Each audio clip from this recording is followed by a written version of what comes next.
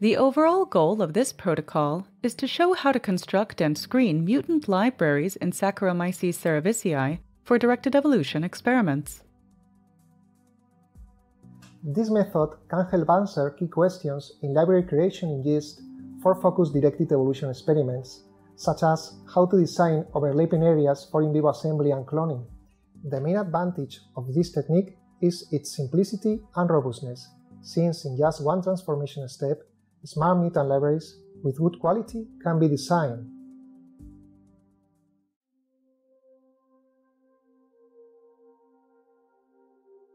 This protocol for creating and screening mutant libraries will be demonstrated for a fungal aryl alcohol oxidase, or AAO. The regions for focus-directed evolution are first chosen with the help of computational algorithms based on the available crystal structure or homology models of the enzyme. Two regions of AAO will be targeted for random mutagenesis and recombination: the M1 region and the M2 region. Mutagenic PCR will be performed to amplify the targeted areas.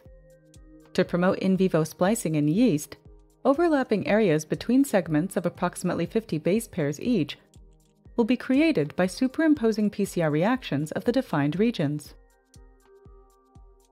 Prepare 50 microliter volume mutagenic PCRs, each containing 46 nanograms of DNA template, 90 nanomolar each of sense and antisense primers, 0.3 millimolar of DNTPs, 3% of DMSO, 1.5 millimolar of magnesium chloride, 0.05 millimolar of manganese chloride, and 0.05 units per microliter of Taq DNA polymerase.